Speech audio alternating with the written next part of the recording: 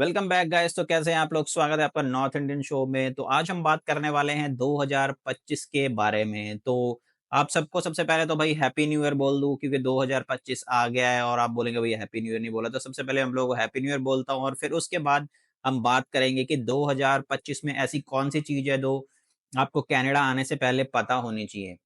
तो ऐसे 6 रूल्स हैं जो कि भई 2025 में इम्प्लीमेंट होंगे और कुछ इनमें से हो भी गए हैं, तो हम इस वीडियो में पूरी उनके बारे में डिस्कशन करेंगे। तो वीडियो शुरू करने से पहले दोस्तों यही कहूँगा कि वीडियो को लाइक करें, चैनल को सब्सक्राइब करें और ज़्यादा से ज़्यादा इस वीडियो को शेयर करें दोस्तों। और हाँ, हमारे टिकटॉक और इंस्टाग्राम के पेजेस को भी आप फॉलो कर सकते हैं। वहाँ पर हमने जो है 1 तारीख से यानी कि कल से हम अपनी शॉर्ट जो है वीडियो फॉर्मेट्स उसके ऊपर डालेंगे और आपको थोड़ी पोस्ट भी मिलेगी इमिग्रेशन से रिलेटेड रूल्स के बारे में, रेगुलेशंस के बारे में और चेंजेस क्या हो रहे हैं, वो सारी चीज़ें हम उसके अंदर बताएँगे। तो चलिए दोस्तों शुरू करते हैं। तो सबसे पहली जो भई एक नया सेट ऑफ रूल जो इन्होंने चेंज अप्लाई करा था, वो है पीजीडब्ल्यूबी एलिजिबिलिटी के लिए, यानी कि आपका पोस्ट ग्रेजुएट वर्क परमिट। तो यहाँ पर पहले क्या हुआ करता था कि भाई आप सीधा आपने एक अपनी स्टडी कंप्लीट करी, किसी भी फील्ड से आप, लेकिन आपने स्टडी कंप्लीट करी, आपको वर्क परमिट मिल जाता था, लेकिन अब ऐसा नहीं है। इसके लिए आपको एक आइल्स का एग्ज़ाम देना पड़ेगा, यानी कि इंग्लिश लर्निंग टेस्ट देना पड़ेगा। आइल्स का हो या चाहे सेल्फिप का हो, इन दोनों में से आपकी चॉइस जो भी है वो आप कर सकते हैं, लेकिन इसके अंदर जो बैंड्स की रिक्वायरमेंट है वो अलग-अलग है।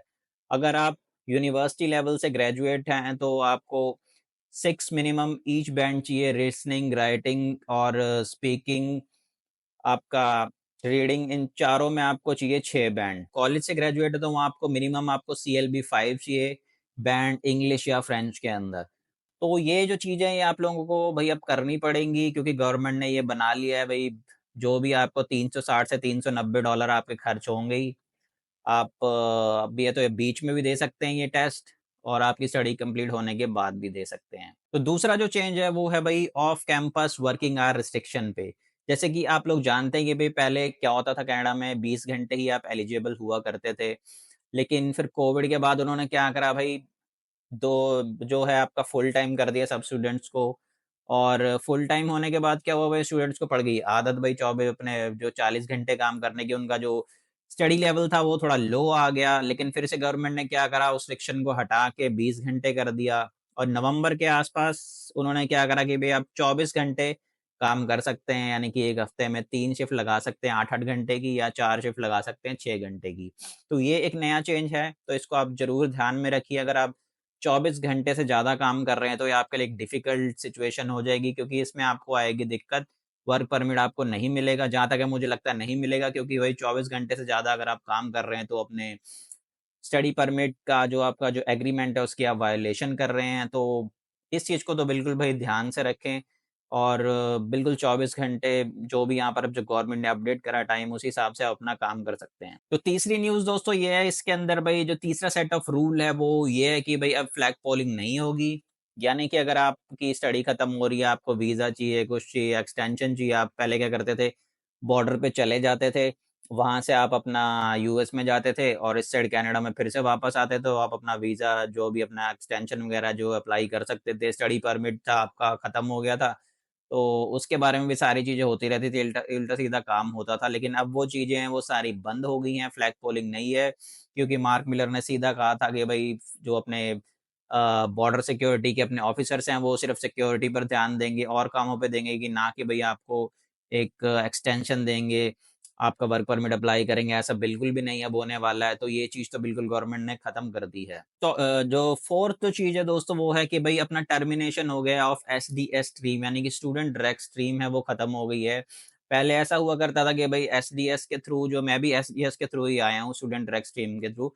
इसके अंदर क्या होता था, जो वीज़ा की जो प्रोसेसिंग है वो फ़ास्ट हुआ करती थी और मेरे ख़्याल 3 महीने के अंदर या 80 दिन के अंदर आपका वीज़ा वग़ैरह जो था, स्टूडेंट का जो स्टूडेंट वीज़ा वग़ैरह था वो आ जाता था, लेकिन अब ऐसा नहीं है। अब जैसे कि पूरे जो एसडीएस खत्म हो गया, तो सारी कैटेगरीज़ वग़ैरह नॉन एसडीएस में आ गई हैं। इससे ये होगा कि भई मार्क मिलर ने इसमें ये भी कहा था कि भई जो है भेदभाव नहीं होना चाहिए स्टूडेंट्स के लिए, तो सबके लिए एक ही तरीके का जो है फ़ॉर्मेट होना चाहिए कि भई इतने टाइम के अंदर सबका वीज़ा आ जाएगा। तो अब वो एसडीएस खत्म हो गया, इससे जो मेरे को लग रहा है जो मेन जो नुकसान हुआ है इंडिया और पाकिस्तान के स्टूडेंट्स को हुआ है। मेनली इंडिया ही कहूँगा, क्योंकि इंडिया से ज़्यादा स्टूडेंट्स आते थे। तो वो चीज़ अब खत्म हो चुकी है। और अगली जो न्यूज़ है दोस्तों इसके अंदर ये है कि भाई जो स्पाउसल वर्क परमिट था वो खत्म, जो आपको पता था कि भाई अब जैसे कनाडा में आ रहा है कोई भी स्टूडेंट बन के अपने स्पाउसल वगैरह को, अपनी स्पाउस को यहाँ पर ला सकता था, बच्चों वगैरह को, लेकिन अब ऐसा नहीं है। वो कुछ कैटेगरीज़ के लिए कर दिया गया है, जैसे कि आपको पता है कि जैसे मास्टर और डॉक्टर ट्रैवल की जो लेवल की जो डिग्रीज़ वगैरह हैं, उन्हीं के लिए है अब कि भाई अपने स्पाउस को ला सकते हैं, अपने बच्चों को ला सकते हैं, उनके अलावा आप नहीं ला सकते हैं, जैसे बैचलर्स वगैरह कर रहे हैं तो उनके लिए नहीं है।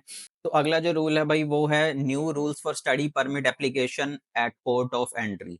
यानी कि अब आप जैसे कि आपने अब वीज़ा अप्लाई करा है, आप आ रहे हैं कहीं से, तो एयरपोर्ट पे आपको क्या होता था, आप स्टडी परमिट अप्लाई कर देते थे। ऐसी चीज़ें अब बिल्कुल नहीं होंगी। तो ये गवर्नमेंट ने बिल्कुल बंद कर दिया है, क्योंकि मुझे लग रहा है इसका बहुत ज़्यादा मिसयूज़ हो रहा था।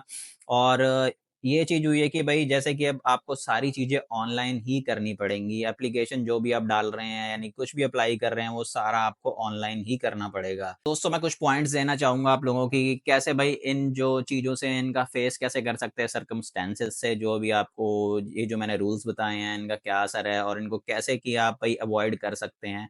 तो सबसे पहले दोस्तों मैं यही कहूँगा कि अपना जो है प्लान अहेड करें, कि आपको जैसे कि आप नए कॉलेज में एडमिशन ले रहे हैं, तो सबसे पहले आपको क्या करना है, पीजीडब्ल्यूपी की जो एलिजिबिलिटी है, वो चेक करनी है। अपना आईआरसीसी की वेबसाइट वगैरह पे जाकर वहाँ पर कर सकते हैं, ना कि आप अपने एजेंट से करें, क्योंकि ज़्यादातर एजेंट्स भाई धोखा ही देते हैं। तो आप आईआरसीसी की वेबसाइट पे जाएँ, वहाँ पर अपने कॉलेज का नाम डालें, उसका डीएलआई नंबर है, उससे आपको सारा जो है पता चल जाएगा।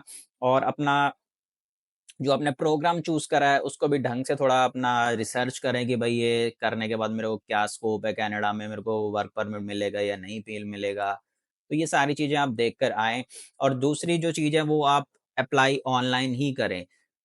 कि भई जल्दबाज़ी ना करने से पहले, कि भई ये है कि अपना कुछ टाइम पहले ही आप एप्लीकेशन अपनी ऑनलाइन डाल दें, और इससे आपको क्या होगा, थोड़ा आपको टाइम मिलेगा हर चीज़ को समझने के लिए, और आपकी एप्लीकेशन स्मूथली भी प्रोसेस हो जाएगी। तो नेक्स्ट जो है, सीक गाइडेंस। तो आप अपने कॉलेज पर भी अपना ईमेल वगैरह लिखकर उनसे पता कर सकते हैं, और अपनी रिसर्च कर सकते हैं, और अपना आईआरसीसी के पोर्टल्स वगैरह पे भी जाकर आप अपनी जो है अपनी गाइडेंस वगैरह वहाँ से भी ले सकते हैं, क्योंकि वहाँ पर जो चीज़ें हैं वो रेगुलर अपडेट होती रहती हैं।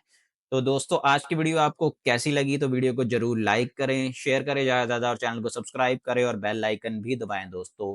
तो मिलते हैं दोस्तों नई वीडियो में। तो नई जो अगली वीडियो होगी वो होगी मेरी ऑस्ट्रेलिया और यूके वगैरह से रिलेटेड बनाऊँगा अब मैं।